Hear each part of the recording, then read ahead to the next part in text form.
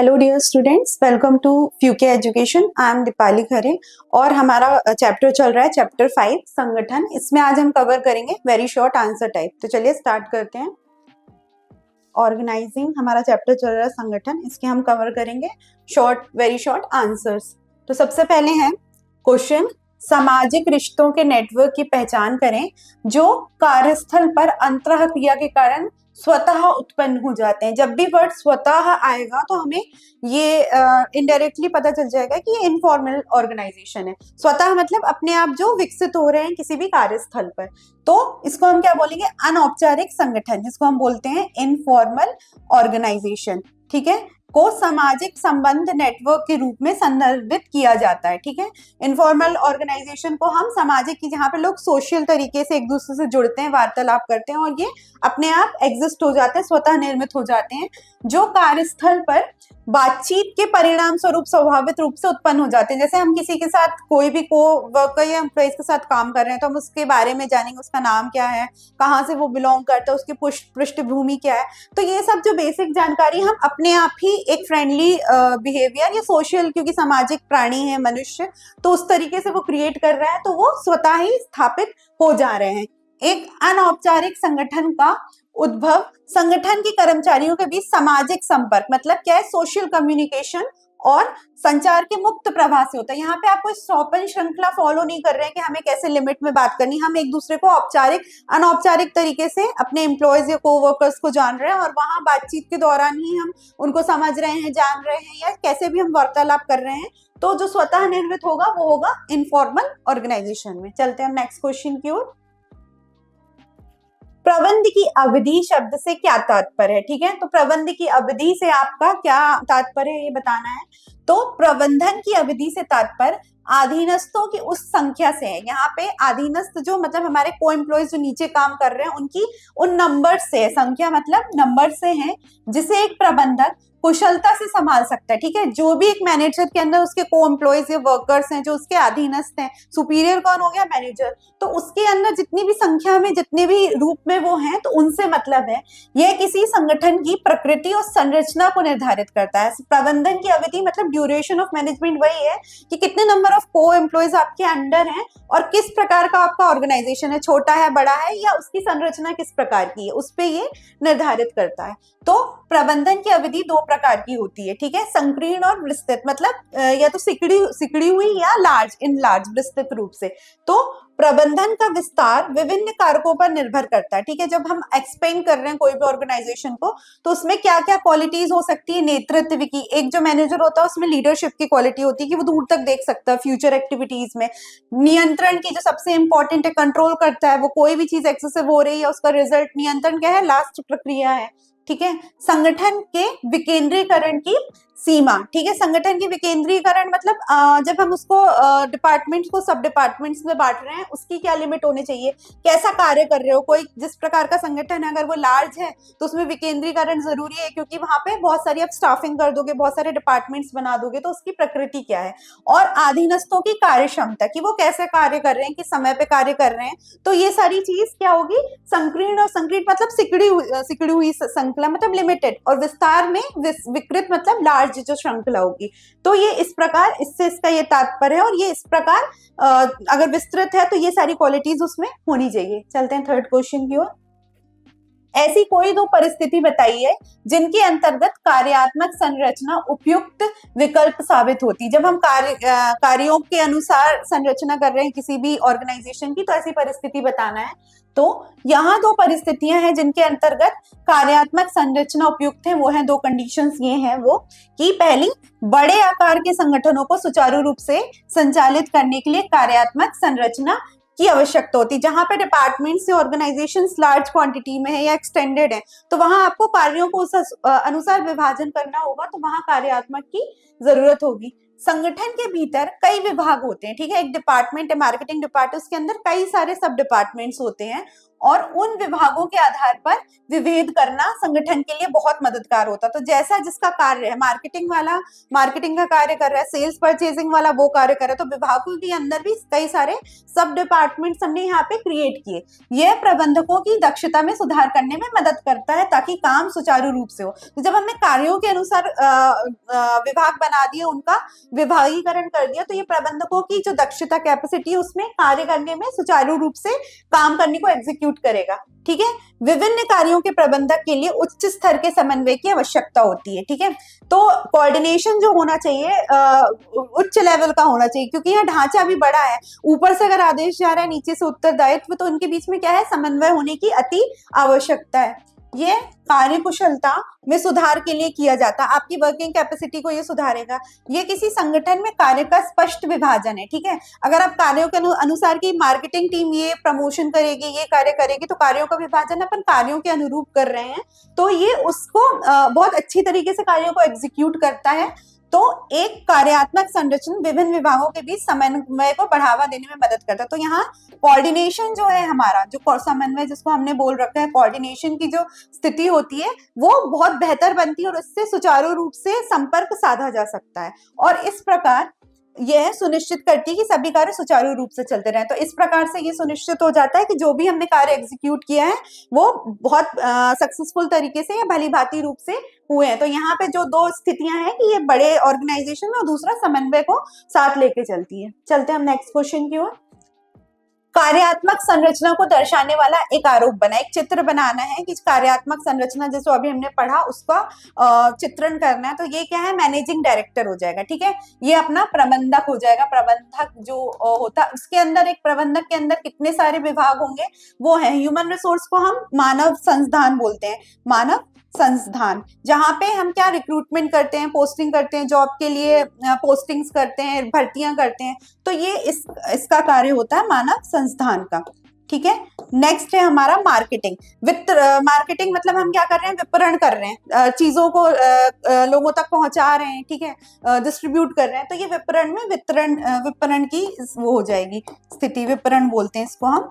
Third है research and development. तो इसमें हम अनुसंधान, शोध वगैरह कर रहे हैं, अनुसंधान वगैरह कर रहे हैं, शोध रिसर्च कर रहे हैं। ठीक है, फिर है ये हमारा परचेजिंग। यहाँ पे हम क्रय विक्रय का काम कर रहे हैं। क्रय विक्रय मतलब खरीदने का काम कर रहे हैं, जो भी खरीदने की एक्टिविटी है, खरीदने की जो एक्टिविटीज है उससे संबंधित जो भी चीजें बजट बना के ला रहे हैं, माल स्टॉक इन कर रहे हैं, स्टॉक आउट, तो ये प्रबंधक। तो एक मैनेजिंग डायरेक्टर इतने सारे डिपार्टमेंट्स को देखेगा। तो कार्यों के अनुसार हमने यहाँ जो भर्तियां कर रहे हैं या जो विपणन कर रहे हैं, मतलब मार्केटिंग की जो एक्टिविटीज कर रहे हैं, अनुसंधान कर रहे हैं, तो ये एक प्रबंधक के अंदर इतने सारे डिपार्टमेंट्स जो होंगे उसके अधीन में होंगे। तो ये कार्यों के अनुसार हमने विभाजन किया, इसलिए ये कार्यात्मक संरचना का एक ढांचा है। चलते हैं नेक्स्ट क्वेश्चन की ओर। एक कंपनी का पंजीकृत कार्यालय दिल्ली में, रजिस्टर्ड ऑफिस कहाँ है, दिल्ली में है। विनिर्माण इकाई गुड़गांव में है, जो उसकी मैन्युफैक्चरिंग यूनिट है वो कहाँ पे है, गुड़गांव में है। और विपणन एवं बिक्री विभाग फरीदाबाद में। तो जो मार्केटिंग और परचेजिंग एक्टिविटीज का जो यूनिट है वो कहाँ है, फरीदाबाद में। कंपनी उपभोक्ता उत्पाद बनाती है, कंज्यूमर जो प्रोडक्ट्स हैं वो बनाती है।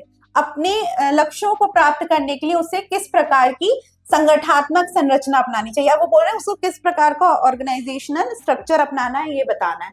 तो इस कंपनी के लिए जिस तरह के संगठनात्मक ढांचे का पालन करने की जरूरत है वह कार्यात्मक, क्योंकि हमने यहाँ कार्यों के रूप में कि मार्केटिंग टीम अलग है, उसकी मैन्युफैक्चरिंग यूनिट अलग है, उसका रजिस्टर्ड ऑफिस अलग है, तो हम यहाँ कौन सा कार्यात्मक ढांचा अपना रहे हैं। अब इसके निम्नलिखित बिंदुओं का उपयोग करके उचित ठहराया जा सकता है। तो किस प्रकार है, एक बड़ा संगठन होने के कारण इसमें उचित विभागीकरण की आवश्यकता है। ठीक है, ये क्या है, एक बड़ा यूनिट है, तो इसमें हम डिपार्टमेंटल वाइज डिपार्टमेंट्स बना देंगे, कार्यों के अनुसार कार्यों को बांट देंगे डिपार्टमेंट्स में। तो यह प्रबंधकों की कार्यकुशलता बढ़ाने में मदद करता है। ठीक है, जो वर्किंग कैपेसिटी है किसी भी मैनेजर की वो बढ़ जाएगी और संगठन की गतिविधियों को काफी हद तक नियंत्रण प्रदान किया जा सकता है। तो जो संगठन की गतिविधियां हैं उनमें क्या है, समन्वय होगा, और या जैसे भी वो कार्य एग्जीक्यूट करें उसको हम सक्सेसफुली कर सकते हैं। दूसरा है, इस तरह के संगठन में एक साथ कई कार्यों का प्रबंध किया जाता है। कार्यात्मक जब आप बांट रहे हैं तो एक डिपार्टमेंट के अंदर कार्यों के अनुसार से मार्केटिंग टीम क्या कर रही है, प्रमोशन कर रही है या उसके होल्डिंग्स वगैरह में बिजी है, तो वो कार्य बहुत सारे काम कर रही है। जो सेल्स टीम अपना अलग कर रही है, बिक्री से संबंधित स्ट्रेटेजी बना रही है, तो हर किसी का कार्य अलग अलग है, जहां उच्च स्तर के समन्वय की आवश्यकता होती है। तो इनके बीच में क्या है, जितने भी डिपार्टमेंट से प्रॉपर कोऑर्डिनेशन होना चाहिए, समन्वय उच्च स्तर का होना चाहिए। एक कार्यात्मक संरचना के तहत विभिन्न विभागों के बीच गतिविधियों का उचित विभाजन करके इसे सुचारू रूप से प्राप्त किया जाता है। तो अगर हम विभागों को कार्यों के अनुसार बांट रहे हैं तो हम एक प्रॉपर समन्वय या सुचारू रूप से संचार की स्थापना कर रहे हैं। चल तीसरा पॉइंट देखते हैं। कार्यात्मक संरचना के अंतर्गत विशेषज्ञता को बढ़ावा दिया जाता है। ठीक है, उसकी क्या स्पेशलिटीज, विशेषज्ञता मतलब एक्सपर्टाइज को हम बढ़ावा दे रहे हैं, तथा इससे सभी विविध कार्यों का सहजता से निष्पादन करने में सहायता मिलेगी। तो इससे जितने भी डिफरेंट टाइप के अगर हमने जैसे सेल्स का एक ले लिया, सेल्स में वो क्या कर रहे हैं, बिक्री से संबंधित योजनाएं बना रहे हैं, तो वो एक्सपर्टाइज है उसमें प्रबंधक भी उसी प्रकार का होगा जिसमें उसको कुछ नॉलेज होगा। तो इस प्रकार से हम ये कार्यों को निष्पादित करने में हमें बहुत मदद मिलती है। ठीक है, तो ये इसके कार्यात्मक संगठन के 3 स्थितियां थी, या ये थी कि वो किस तरीके से अपनाना चाहिए और किस पे ये उपयोगी होंगे। चलते हैं नेक्स्ट क्वेश्चन की ओर। तो यहां से हमारे शॉर्ट आंसर टाइप स्टार्ट हो रहे हैं। सबसे पहला है, आयोजन की प्रक्रिया में क्या चरण है, स्टेप्स बताने हमें कि एक ऑर्गेनाइजेशनल जो प्रोसेस है उसमें हमारे पास क्या क्या चरण होंगे। तो इसमें हम देखते हैं कि आयोजन की प्रक्रिया में निम्नलिखित चरण शामिल हैं। ठीक है, कौन कौन से स्टेप्स इसमें इंक्लूड होते हैं वो देख लेते हैं हम। आयोजन में शामिल पहला कदम गतिविधियों की संख्या की पहचान करना है। जो भी एक्टिविटीज हमको करना है उसको आइडेंटिफाई करना है, ठीक है, उनकी पहचान करना है और तद अनुसार उन्हें योजना के अनुसार विभाजित करना है। ठीक है, जो भी प्लानिंग हमने की है, पहले तो हमको क्या एक्टिविटीज करना उसको गैदर करना है, उसकी संख्या, उसका नंबर में लेना, उसके अनुसार हमें प्लानिंग करनी है। निर्धारित उद्देश्यों के अनुसार कार्य किए जाते हैं। जो भी आपकी प्लानिंग थी उसके अनुसार आपके उद्देश्य होंगे कि हमें क्या अचीव करना है, उस अनुसार होगा। कार्य का स्पष्ट विभाजन होने से दोहराव दूर होता है। ये तो है कि कंफ्यूजन, अगर हम स्पष्टीकरण करेंगे कार्यों का, तो जो कार्यों के बीच में कंफ्यूजन होता है कि हमें कौन सा कार्य किसको करना है, किस प्रकार करना है, वो दूर हो जाता है। तो ऐसी स्थिति कंफ्यूजन की हम क्रिएट नहीं होने देंगे। दूसरा है, पहले तय की गई कार्यवाही को अब समानता के आधार पर समूहों में व्यवस्थित करना है। तो हमने जो यहाँ एक्टिविटीज को अरेंज किया था, अब उसको हम समानता की, कौन सा कार्य किसके, जैसे मार्केटिंग एक्टिविटीज में प्रमोशन जा रहा, तो वो जितनी भी उससे रिलेटेड एक्टिविटीज होती हम उसके अंदर उसमें एग्जीक्यूट कर सकते हैं। इससे यह सुनिश्चित होता है कि कार्य में विशेषता रखने वाले विभाग की उस तक पहुंच हो। मतलब ये है कि जिसका जो एक्सपर्टाइज हो उस मैनेजर की अपने डिपार्टमेंट में पूरी तरीके से पहुंच हो। थर्ड है, संगठन का अगला चरण है उस व्यक्ति को भूमिकाएं और जिम्मेदारियां सौंपना जो काम के लिए सबसे उपयुक्त है। ठीक है, choosing the right person for the right job. इसमें क्या है, हम उस व्यक्ति को जिसकी जो योग्यता है या कैपेसिटी है उस हिसाब से वो कार्य सौंप रहे हैं। तो सदस्य के कौशल के अनुसार काम आवंटित किए। तो जो उनकी कैपेसिटी है, वर्किंग कैपेसिटी है, या वो कुछ हुनर या कौशल लेके आए, जैसे एक प्रबंधक है उसके अंदर MBA की क्वालिटी होनी चाहिए, डिग्री होनी चाहिए, उसके कुछ स्किल्स होने चाहिए, वो होगी तो उस हिसाब से वो व्यक्ति, सही व्यक्ति की हमें पहचान करना है कि कौन सा व्यक्ति कौन से कार्य के लिए सुटेबल है। ठीक है, फोर्थ है, संगठन का अगला भाग संगठन में पदाक्रम की उपस्थिति है। ठीक है, अब हमने एक क्रम बना दिया, उसका प्रेजेंस यहाँ पे जरूरी है। जब कोई व्यक्ति अपने तत्काल वरिष्ठ के बारे में जानता है तो ये बहुत मददगार होता है। ठीक है, हम क्या है, पदाक्रम मतलब हमने यहाँ पे सीरीज बना दी, जैसे बोर्ड ऑफ डायरेक्टर उच्च स्तर में आ जाएंगे। ठीक है, फिर प्रबंधक मध्य स्तर का हो जाएगा, पर्यवेक्षक निम्न स्तर का हो जाएगा। तो इस प्रकार से हम उनको एक पोस्टिंग दे रहे हैं जिसमें वो उस जो व्यक्ति जो कार्य कर रहा है उसको उस पोस्टिंग के हिसाब से जा रहे हैं, जिससे जो अधीनस्थ हैं वो भी आपका मैनेजर कौन है वो डायरेक्टली बता पाएंगे। तो एक परिभाषित संगठन संरचना संगठन की गतिविधियों के सफल संचालन को सुनिश्चित करने में मदद करती है। तो हम यहाँ सोपान श्रृंखला बनाएंगे, उस अनुसार क्या करते हैं, स्थितियां बनाते हैं, स्थितियां नहीं मतलब वो पोस्टिंग्स बनाते हैं, उस अनुसार उस व्यक्ति को वहां नियुक्त करते हैं और वो वही आदेश उत्तरदायित्व उसी अनुसार चलते हैं। चलते हैं नेक्स्ट स्लाइड पे। अधिकार आंतरण के तत्वों पर चर्चा करें। मोस्ट इंपॉर्टेंट क्वेश्चन है कि जो हम राइट्स डिस्ट्रीब्यूट करते हैं उसके अधिकार आंतरण बोलते हैं, उसके फैक्टर्स बताने हैं। सबसे पहले हमने क्या बताया, ये प्रक्रिया है, इसको कैसे देखा हमने, एक प्रोसेस के तौर पे। तो अधिकार आंतरण एक प्रक्रिया है जिसमें उच्च अधिकारी द्वारा अपने अधीनस्थों को कार्य एवं अधिकार सौंपे जाते हैं। क्या कर रहे हैं, ऊपर के जो अधीनस्थ हैं, जो सौंपन श्रृंखला आदेश ऊपर से आते हैं, उत्तरदायित्व जो होता है वो नीचे से ऊपर की ओर जाता है। तो हम क्या कर रहे हैं, उस प्रोसेस में जो ऊपर अधीनस्थ बैठे हैं वो कार्य सौंप रहे हैं, किसको, अपने जो निचले स्तर में जो उनके को एम्प्लॉयज हैं, तो उनको अधिकारियों द्वारा अधिकारों को कार्य एवं अधिकार सौंपे जाते हैं। अधिकार, हम अधिकार अंतरण मतलब अधिकारों को ही ट्रांसफर कर रहे हैं। दूसरा है कार्य बांटना, जब हमें अधिकार बांटा तो उसमें कार्य भी बांटा। तो अधिकार अंतरण का दूसरा तत्व कार्य बांटना है, वर्क को डिस्ट्रीब्यूट करना है। इसमें उच्च अधिकारी अपने अधीनस्थों को कार्य बांटता है, ठीक है। जो उच्च अधिकारी है, जो उसके सुपीरियर होगा, वो इंफीरियर को काम देगा, कार्य आवंटित करेगा। इसमें उच्च अधिकारी को यह निर्धारित करना होता है कौन सा कार्य उसे स्वयं करने तथा कौन से कार्य अधीनस्थों को बांटने। बहुत डिसीजन मेकिंग में बहुत सारे डिसीजंस होते हैं जो खुद प्रबंधक को लेने होते हैं, तो उसको ये देखना है कि वो कौन सा कार्य कर सकता है, जो अगर वो सारे कार्य करने लगा तो जो कार्य प्रणाली है वो प्रभावित होगी। तो इसलिए जो मोस्ट इंपॉर्टेंट डिसीजन है वो खुद लेगा और बाकी के जो शॉर्ट डिसीजन है या जो अन्य कार्य हैं वो अपने अधीनस्थों को बांटेगा। थर्ड है अधिकार प्रदान करना। हम क्या दे रहे हैं यहाँ, राइट। अधिकार आंतरण से हम क्या, एक जो चीज आ रही है वो है राइट्स हम दे रहे हैं। तो कार्य बांटने के पश्चात उच्च अधिकारी अपने अधीनस्थों को अधिकार प्रदान करता है, ठीक है। क्या कर रहा है, अधिकार दे रहा है कि तुम ये कार्य करो, ठीक है, जिसमें यह निश्चित कार्य आसानी से कर ले, ठीक है। जो भी हमारा ड्यूरेशन है या जो भी फिक्स्ड कार्य उसको सौंपा गया है वो आसानी से कर ले। कोई भी व्यक्ति अधिकारों के बिना कार्य नहीं कर सकता। अगर उसको अधिकार ही नहीं दिए गए तो उसके उत्तरदायित्व कहाँ से आएंगे, तो राइट्स होनी चाहिए जिससे वो ड्यूटीज को फॉलो करे।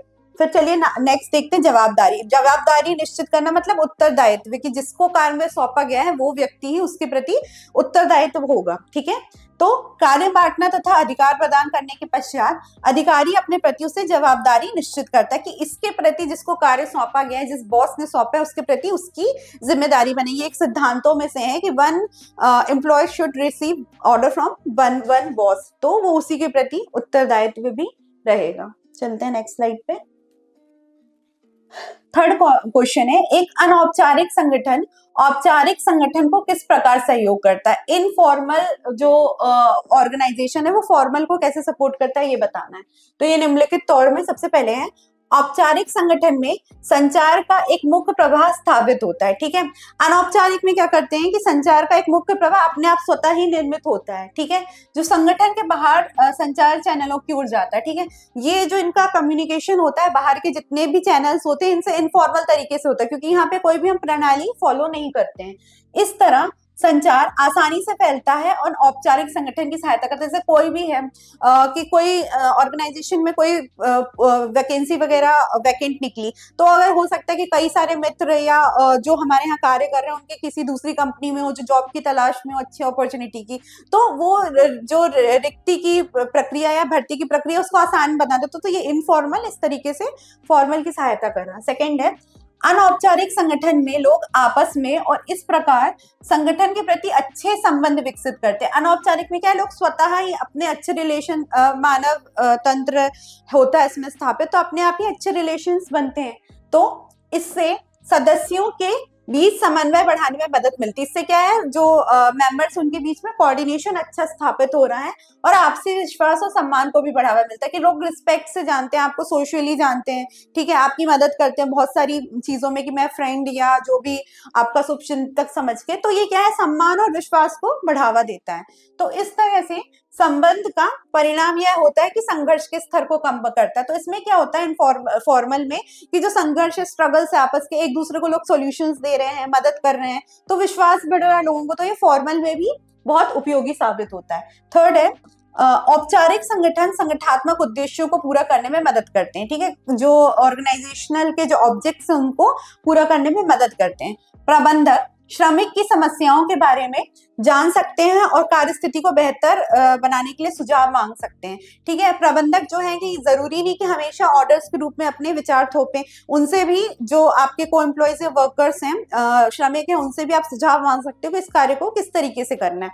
तो ऐसी स्थिति में खुश कर्मचारी संगठन के लिए अधिक योगदान देते हैं, ठीक है। तो जो एम्प्लॉय खुश होगा कि हाँ हमसे फीडबैक मांगा जा रहा है या आइडिया मांगा जा रहा है, तो वो भी एक संगठन के प्रयासों में होगा कि हम ऑर्गेनाइजेशनल ऑब्जेक्टिव्स बेहतर तरीके से अचीव कर सकते हैं।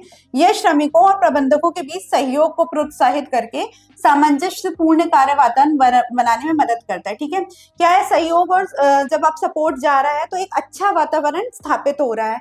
यह एक शांतिपूर्ण कार्य वातावरण अधिक उत्पादक होता है। तो अगर आपका जो वर्किंग इन्वायरमेंट है वो पीसफुल है, लोगों के बीच में लड़ाई झगड़े ग्रीवेंसेस नहीं है, ठीक है, खुशनुमा है, तो वो कार्यों में भी दिखेगा आपके। ठीक है, फिफ्थ है अनौपचारिक संगठन कर्मचारियों की कार्यकुशलता बढ़ाने में मदद करता है, वर्किंग कैपेसिटी को बढ़ाता है और कर्मचारी अपने महत्व को समझते हैं और संगठनात्मक विकास में सक्रिय रूप से योगदान देते हैं कि वो जानते हैं कि हमारी क्या ड्यूटीज हैं, हमारा महत्व इस ऑर्गेनाइजेशन में, हमारे विचारों को स्वागत किया जा रहा है, हम बहुत सारे हमारे पास चांसेस हैं यहाँ पे, तो वो अपना योगदान देंगे और सक्रिय रूप से विकास की ओर मदद करेंगे संगठन की। ठीक है, चलते हैं नेक्स्ट स्लाइड पे।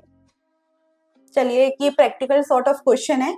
नेहा एक फैक्ट्री चलाती है, नेहा नाम की एक व्यक्ति जो एक फैक्ट्री चलाती है जिसमें वह जूते बनाती हैं। क्या मैन्युफैक्चरिंग करती है? शूज। उनका व्यवसाय अच्छा चल रहा है और ये है बैग के साथ साथ पश्चिमी औपचारिक वस्त्र भी विविधता लाकर विस्तार करना चाहती है। तो जूतों के साथ साथ वो बैग और क्लोथ्स में भी एक्सपेंड करना चाहती हैं, जिसका उनकी कंपनी वस्त्रों की पूरी आपूर्ति करने वाली कंपनी बन जाएगी। तो जो डिमांड उठी है वस्त्रों की वो पूरी तरीके से पूरी कर पाएंगी। इससे वह अपनी व्यावसायिक इकाई की कामकाजी महिलाओं के लिए वन स्टेप के रूप में बाजार में उतर सकेंगे। जो उनकी वर्किंग जो लेडीज हैं या वर्किंग इन्वायरमेंट है लेडीज का, उसमें वो कामकाजी रूप से उतर सकेंगी। आप उनके विस्तारित संगठन के लिए किस प्रकार की संरचना बताएंगे? तो आप ये बताइए कि ये जो ऑर्गेनाइजेशनल स्ट्रक्चर होगा वो किस प्रकार का होगा। तो चलिए देख लेते हैं। नेहा जिस संगठनात्मक ढांचे का पालन कर सकती है वह विभागीय, क्योंकि इन्होंने यहाँ 3 स्टोर्स खोले, जूते के साथ उनको बैग और कपड़ों के ब्रांड में भी एक्सपेंड करना है, तो हमने कई सारे डिपार्टमेंट्स बना दिए। तो ये जो डिपार्टमेंटल ऑर्गेनाइजेशन, डिपार्टमेंटल स्ट्रक्चर होगा, डिपार्टमेंटल स्ट्रक्चर होगा ये। ठीक है, इस प्रणाली के तहत अलग अलग विभाग होंगे जो अलग अलग उत्पादों का ख्याल रखेंगे। जैसे शूज वाला शूज मैन्युफैक्चरिंग कर रहा है, बैग्स और कपड़े वाला वो अपना अपना ब्रांडिंग या उस हिसाब से कपड़े या जो भी श्रृंखला है वो बना रहा है। तो विभाग के प्रबंध के लिए अलग अलग कर्मचारी होंगे, जिसके लिए अलग अलग एम्प्लॉयज होंगे। तो चलिए देखते हैं इसमें निम्नलिखित कारणों से विभागीय संरचना सही होगी। सबसे पहले प्रत्येक विभाग का एक प्रमुख होगा, ठीक है, उसका जो हेड होगा, एक हर डिपार्टमेंट का उसका एक हेड होगा जो विभाग के समग्र प्रदर्शन के लिए जवाब देगा, जो ओवरऑल उसके अंदर जितने भी सब डिपार्टमेंट्स हैं उसके लिए वो जवाबदारी रखेगा।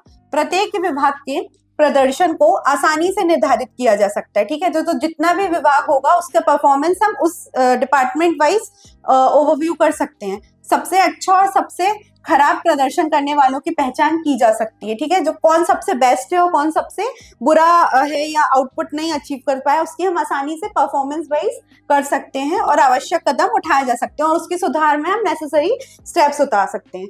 सेकेंड है निर्णय लेने की प्रक्रिया त्वरित होगी। ठीक है, जो क्योंकि हमने यहाँ डिपार्टमेंट्स में बांट लिया है तो हर कोई अपने अनुसार निर्णय ले सकता है, क्योंकि प्रत्येक विभाग के पास प्रबंधन के लिए विशेषज्ञ होगा, एक एक्सपर्ट होगा जो उसमें निपुण होगा और उस अनुसार वो निर्णय या डिसीजंस ले सकता है। तीसरा है प्रभागीय संरचना होने से संगठन को कार्यों को प्रभावित किए बिना प्रभागों को जोड़ने की अनुमति मिलती। ठीक है, तो जो डिपार्टमेंट्स हैं वो सब डिपार्टमेंट्स में कन्वर्ट हो जाते हैं, तो इससे कई सारे विभाग आपस में जुड़ जाते हैं और जो कार्यों का संगठन वो है सुचारू रूप से निष्पादित किया जा सकता है। तो ये था ये क्वेश्चन। तो इधर जो होगी वो डिपार्टमेंटल स्ट्रक्चर हम इस स्थिति में अपना सकते हैं। चलते हैं नेक्स्ट क्वेश्चन की ओर। विकेंद्रीकरण का अर्थ है निम्न स्तर तक कार्य सौंपना। टिप्पणी करें, जो हम डिसेंट्रलाइजेशन कर रहे हैं उसमें हम निचले स्तर तक कामों को सौंपेंगे, इस पर टिप्पणी करना है।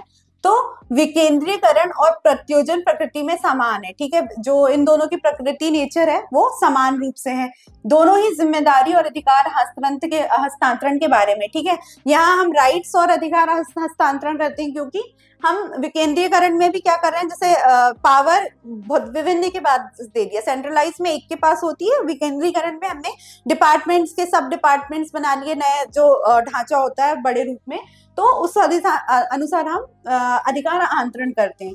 तो प्रत्योजन के मामले में अधिकार दो व्यक्तियों के बीच साझा किया जाता है। जब हम प्रत्योजना कर रहे हैं तो उसमें अधिकार को सिर्फ एक बॉस होगा, एक उसका एम्प्लॉय होगा, दो उसमें होता है। यानी वरिष्ठ व्यक्ति अधीनस्थ को अधिकार सौंपता है, ठीक है, जो सुपीरियर है वो इंफीरियर को कुछ ना कुछ राइट सौंप रहा है।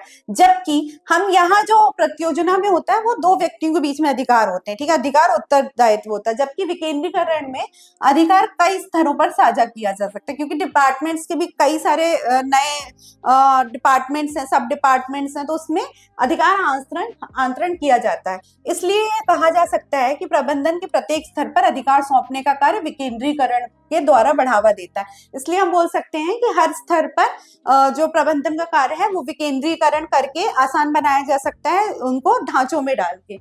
तथा जबकि विकेंद्रीकरण का कार्य सबसे निचले स्तर पर प्रत्योजना को बढ़ाने में मदद करता है। जो सबसे निचला स्तर है क्या है, हमने अधिकार आंतरण किया, ऊपर से आदेश जा रहे हैं, तो नीचे से उत्तरदायित्व आ रहे हैं, निचला अपने सुपीरियर को, मध्य स्तर को कोऑर्डिनेट कर रहा है, मध्य वाला उच्च को कर रहा है। तो ये सबसे निचले स्तर तक जाता है, मतलब जो आपकी श्रमिक हैं या जो भी पर्यवेक्षक हैं उसकी जो श्रृंखला है उस तक जाके ये उस कार्य को बढ़ावा दे रहा है। तो इसलिए ये टिप्पणी इसके साथ सही बैठ रही है। चलते हैं नेक्स्ट क्वेश्चन की ओर। So thank you very much for watching. अगर आपको वीडियो पसंद आया तो लाइक करें, शेयर करें, सब्सक्राइब करें, कमेंट करें और जुड़े रहें हमारे साथ नेक्स्ट सीरीज की ओर जो है long answer type questions. Thank you very much.